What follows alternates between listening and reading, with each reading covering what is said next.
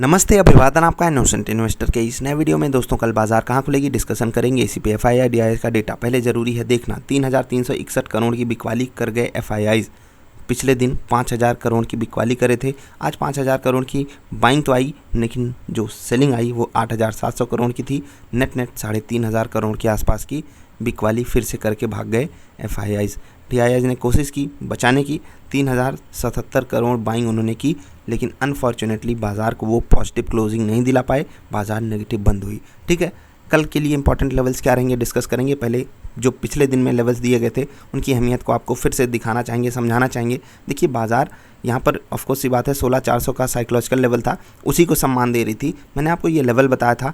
बाज़ार यहाँ पर देखिए रेजिस्टेंस प्राप्त की। एक और लेवल था, देखिए जब बाज़ार यहाँ से चली तो यहीं क्यों रुकी, क्योंकि ये लेवल इंपॉर्टेंट था। मैंने आपको कल की बाज़ार वाली वीडियो में ये लेवल समझाया था, ये लेवल समझाया था, बीच का भी एक लेवल था। आप जब वीडियो देखोगे आपको बात वहाँ से समझ में आएगी। कल के लिए जो लेवल्स रहेंगे मैं उनको आपको बताऊंगा, थोड़ा इंतज़ार कीजिए, कुछ और चीज़ें डिस्कस कर लेते हैं और फिर आपको बताएंगे कल की बाज़ार के इंपॉर्टेंट सपोर्ट और रेजिस्टेंस लेवल निफ्टी और बैंक निफ्टी दोनों के। ठीक है, ट्रेड की बात कर लेते हैं। जो लोग आप डेटा शेयर कर रहे हो, अच्छा लग रहा है और बहुत अच्छा लग रहा है, ये देख करके काफ़ी अच्छा फील होता है। कुछ लोगों ने कहा कि सर आप एक सेट पैटर्न हमको दे दीजिए जिस पे हमको डेटा शेयर करना है। तो देखो यार, जब मैं कोई एक सेट पैटर्न दे दूंगा तो आप बताओगे कि हाँ ये डेटा लिख करके हमें भेज देना है, तो कुछ यूनिक, कुछ नया हमें देखने को नहीं मिलेगा। और ये जो काम है ना, जो हम लोगों के साथ एज अ टीम मेंबर काम कर रहे हैं, वहाँ से तो यही लगभग काम होता है कि वहाँ पर सारी बातें पहले ही बताई जा चुकी हैं। इस फॉर्मेट में हमें आपको डेटा भेजना है, बिल्कुल सेम फॉर्मेट में आ रहा है, तो कॉपी पेस्ट तो हो ही रहा है। टीम मेंबर्स वो काम कर ही रहे हैं, वहाँ से हमको वो उस तरीके का डेटा मिल रहा है। आप लोग जो लोग नए जुड़ रहे हो टास्क से रिलेटेड, उनसे कुछ डायनेमिक डेटा की उम्मीद है, कुछ डायनेमिक तरीके से जब आप शेयर करोगे बहुत अच्छा लगता है। देखिए इन्होंने कितनी अच्छी हैंड राइटिंग में, देखिए मेरी हैंड राइटिंग बिल्कुल भी अच्छी नहीं है और इसीलिए मुझे ये हैंड राइटिंग काफ़ी अच्छी लग रही है। आप में से कुछ लोग ये कह सकते हैं कि नहीं मेरी इनसे भी अच्छी है, तो आपको शुभकामनाएं, आपकी इनसे भी अच्छी है। लेकिन मुझे काफ़ी अच्छी हैंड राइटिंग लगी इनकी। नाम मैंने एग्जैक्टली इनका याद नहीं किया, लेकिन काफ़ी अच्छे नीट एंड क्लीन तरीके से इन्होंने लिख करके भेजा है। हाँ, बस एक थोड़ी सी मुझे जो कमी यहाँ पर लगी वो ये, जैसे कल जो मैंने डेटा आपको दिखाया था वहाँ पर जो कमी लगी वो मैंने बताया था, उसको इन्होंने इंक्लूड किया, शॉर्ट और लॉन्ग यहाँ इन्होंने लिखा। बस अगर ये पेन अलग अलग यूज़ करते, लेट से कि ये रेड पेन या कोई और कलर की पेन यहाँ पर यूज़ करते, जो फॉर्मेट यहाँ पर इन्होंने लिखा है जैसे कि date, entry point, target, stop loss, trade और रिजल्ट, तो काफ़ी और अच्छा हो जाता। बाकी ये मेरी सिर्फ सजेशन है। वैसे भी इनका ये जो इन्होंने फाइल शेयर की काफ़ी अच्छी लग रही है देखने में। अब आपको यहाँ पर जो मैं दिखाने के लिए लाया हूँ उसको देखिए। स्टॉक आपने सेलेक्ट किया, आप ही लोगों ने सेलेक्ट किया है, मैंने तो सेलेक्ट नहीं किया। किस डेट के ट्रेड पे बैक टेस्टिंग करनी है ये भी आप ही लोगों ने सेलेक्ट किया, मैंने नहीं सेलेक्ट किया। ट्रेड क्या जाएगा वो आपको सेटअप से पता चला, जो कि मैंने आपको बताया है, और बहुत इजी सेटअप है, बहुत आसान तरीके से जो नया आया है बाज़ार में वो भी सीख सकता है। ठीक है, उसके बाद जो टारगेट मिला, जो स्टॉप लॉस है वो 1:2 रिस्क रिवॉर्ड पे है। ये है कमाल की बात, फिर से बता रहा हूँ, रिस्क रिवॉर्ड 1:2 और इस हिसाब से एक्यूरेसी, ये बहुत कमाल की बात है। फिर से बता रहा हूँ, 2 स्टॉप लॉस आप कंबाइन करिए, वो एक टारगेट के बराबर है। लेट से कि एक टारगेट आपको 10 रुपये मिलते हैं एक टारगेट से, उसके बाद जो आपका स्टॉप लॉस होगा वो मात्र 5 रुपये का है। उसके बाद इतनी अच्छी एक्यूरेसी दिल खुश कर देगी आपका। ठीक है, स्टॉक्स अलग अलग थे तो मैंने आपके साथ ये डेटा शेयर किया। कल हम शेयर करेंगे टास्क 15, आज हमने और टास्क 14 को यहाँ पर इंक्लूड किया है। HDFC बैंक, HUL लिमिटेड, आप देखिए काफ़ी कमाल के यहाँ पर इन्होंने ट्रेड शेयर किए हैं। आप इसको जाकर के क्रॉस चेक भी कर सकते हो। ठीक है, हाँ कुछ पॉइंट्स मिसमैच हो रहे हैं, उतनी गलती की गुंजाइश तो मैं आपको बिल्कुल देता ही हूँ। वैसे भी गलती की गुंजाइश हर जगह होनी चाहिए। थर्ड अंपायर भी गलती कर देते हैं। आज देखिए रोहित शर्मा को किस तरीके से आउट दिया गया।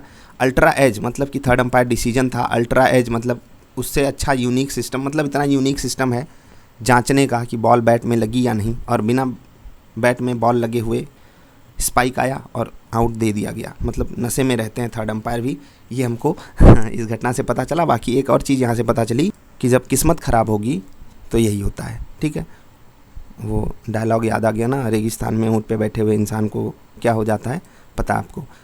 स्टॉक्स नोट कीजिए जिनमें आपको कल इंट्राडे ट्रेड करना है। बायोकॉन बहुत बढ़िया लेवल है, इधर साइड ट्रेड मिलेगा। इंडिगो में बढ़िया ट्रेड आपको मिलेगा। टाटा कॉफ़ी 200 के ऊपर मजबूत है, हाँ थोड़ा सा अभी रूम है 200 तक पहुंचने के लिए, तो इंतज़ार कीजिएगा। अगर बाज़ार गिरती है तो हो सकता है 200 के आसपास आपको ये ट्रेड दे। सेकंड हाफ में आपको यहाँ पर बढ़िया ट्रेड मिल सकता है अगर गिर के ये ऊपर जाना चाहता है तो। टाटा मोटर्स बहुत बढ़िया कैंडल बनाया है, भले ही रेड है लेकिन कैंडल बड़ी ताकतवर है। 400 के ऊपर भी क्लोज कर गया है। बाज़ार मजबूत हुई तो मज़ा आएगा। नज़र बना करके रखिएगा। HCL टेक पिछले दिन में भी नज़र थी इस पे, आज भी इस स्टॉक पे नज़र है। काफ़ी बढ़िया इसने मोमेंटम दिखाया। क्लोजिंग 3% ऊपर, अनएक्सपेक्टेड था मूव, लेकिन आया। नज़र रखिएगा। वेक्टर फूड, अब ये स्टॉक भाग सकता है। 300 के ऊपर आ चुका है, फाइनली क्लोज दे चुका है। पिछले दिन दिया था, आज फिर से इसने अप्रोच किया है उस बढ़िया वाले लेवल को जिसको ये तोड़ करके ऊपर जा सकता है। हाँ, ऊपर 313 से 316 के बीच में जो रेजिस्टेंस है उसको थोड़ा सा ध्यान में रख करके आप यहाँ पर बढ़िया ट्रेड बना सकते हो। ठीक है, हाँ, सेल साइड का ट्रेड हो सकता है, आपका ब्रोकर अलाउ ना करे, कोई इशू नहीं है। DCB बैंक रिजल्ट देखा भाई साहब, क्या बताऊँ, मज़ा आ गया। मतलब बहुत कम बैंक्स ऐसे होते हैं जिनका रिजल्ट देख करके मज़ा आ जाता है। अगर आपको याद हो तो इस बड़े मोमेंटम से पहले, जी हाँ, इस पूरे के पूरे बड़े मोमेंटम को हमने पकड़ा था। आपको यहाँ पर कुछ सजेशन भी दिया गया था। स्विंग ट्रेडिंग वाली वीडियो अगर आप मिस नहीं करते होगे आपको वो बात पता होगी। परफेक्ट रिट्रेसमेंट हो चुका है। आज गैप अप हुआ, ऊपर के लेवल से ठीक ठाक फिसला है, शायद 7-8% ऊपर था एक समय। क्लोजिंग 3% ही ऊपर हुई है।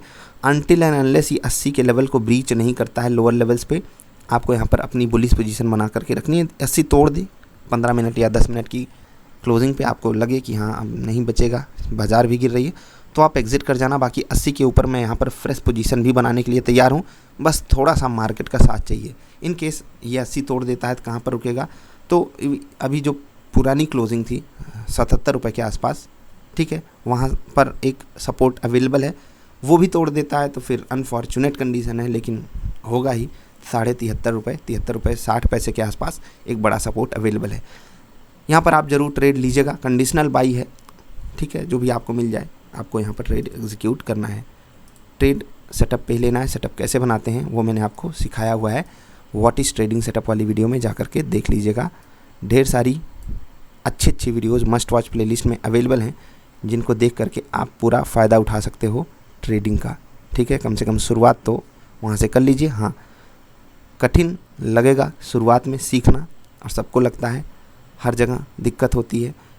कम से कम अगर मरना ही है तो सीख के मरे। जैसे मुंशी प्रेमचंद जी ने कहा था ना कि जब डूबना ही है तो या तालाब में डूबो या गंगा में, बात बराबर है। तो उनकी इंटेंशन वहाँ पर कहने की कुछ और थी, लेकिन मैं इस चीज़ से एग्री नहीं करता हूँ। देखो यार, अगर डूबना ही है तो गंगा में डूब के मरो, वो ज़्यादा अच्छा है।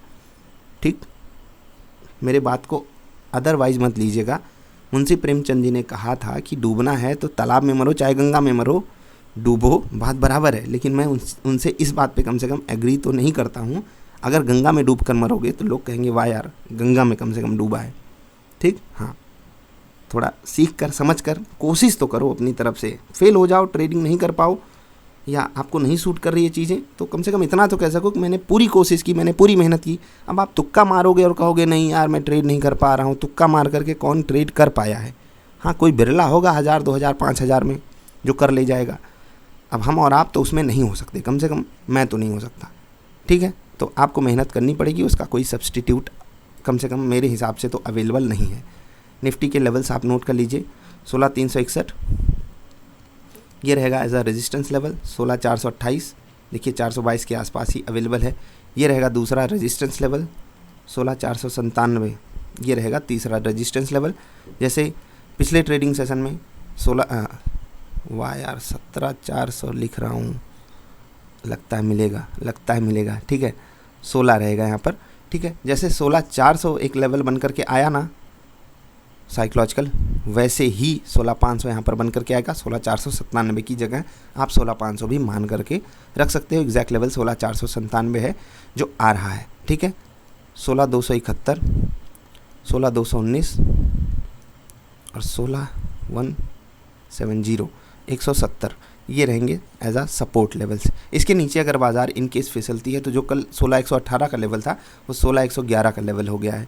ठीक है, तो 16111 पे आपको फोकस करना है। चौथा सपोर्ट आप इग्नोर कीजिएगा, जब बाज़ार ज़्यादा गिरेगी तो वो काम आएगा, बाकी जब ज़्यादा गिरती है तो कोई सपोर्ट वगैरह काम तो आता नहीं है। ठीक है, इन केस बाज़ार नेचुरली ट्रेड करती है, नॉर्मल ट्रेड करती है, तो आपके लिए ये लेवल्स कितने कारगर हैं वो आप पुराने डेटा से ज़रूर बैक टेस्ट किया कीजिए। ठीक है, अब नोट कर लीजिए निफ्टी बैंक के लेवल्स। मैंने आपसे इससे पहले वाली वीडियो में कहा था कि यहाँ पर कमज़ोरी ज़्यादा दिखाई दे रही है। हाँ, कुछ बैंक्स ने कोशिश की, खासकर HDFC बैंक ने तो परसेंटेज टर्म्स में भले मदद ना की हो, लेकिन पॉइंट्स के टर्म्स में काफ़ी मदद की। अदरवाइज़ ये इंडेक्स आज और गिर जाता। आज छोटे स्टॉक्स में बड़ी बिकवाली आई, लेकिन कुछ छोटे स्टॉक्स ने बढ़िया रिजल्ट दिए, खासकर बैंकिंग स्टॉक्स ने, जो कि एक अच्छा वाला कन्विक्शन देता है। डीसीबी बैंक में ख़रीदने को तैयार हूँ, जहाँ पर वो अवेलेबल है वहीं पर, लेकिन ऐसे तो मैं स्टॉक्स खरीदता नहीं हूँ। कैसे खरीदता हूँ उसके लिए भी वीडियो आपको पहले ही दिया हूँ, ठीक है। निफ्टी बैंक के लेवल से लिखिए 34,529, हाँ, जो वहाँ पर कारनामा किया, हाँ, निफ्टी के केस में 17,000 लिख दिया, वैसे यहाँ पर भी लिख दो तो मज़ा आ जाए। बस 17,000 एक बार दिखाए निफ्टी, 17 पे खतरा तो बड़ा है, ये तो बात समझ में आ रही है। 34,791, 34,995, इसको आप एग्जैक्टली 35,000 मानो। नीचे 34,110, 34,110, 33,905, 33,727, 37 सीधे लिख रहा हूँ। ये रहेंगे सपोर्ट लेवल्स, सपोर्ट और रेजिस्टेंस लेवल्स हो गए। अभी ग्लोबल मार्केट से कैसे संकेत हैं? फ्लैट टू पॉजिटिव है, 15-20 पॉइंट ऊपर ट्रेड कर रही थी सिंगापुर वाली निफ्टी। क्या ये अच्छी बात है? इसमें थोड़ा सा जैसे कॉम्प्लिकेटेड है। मैं तो चाहता हूँ कि बाज़ार अब थोड़ा सा नीचे खुले। उम्मीद तो अच्छी लगा करके बैठे रहते हैं, लेकिन जो कल के लिए बेस्ट हो सकता है वो यही कि बाज़ार थोड़ा सा नीचे खुले और हम खुलें अपने सपोर्ट के आसपास। वहाँ से हम अगर बाइंग देखेंगे तो वो सस्टेन कर पाएगी। ऊपर खुले तो फिर वही 17,500, 17,400 का भी लेवल आज बड़ा बन गया। राइटिंग भी दबा करके हुई है और वो चीज़ें तकलीफ़ देती ही हैं, देती रहेंगी।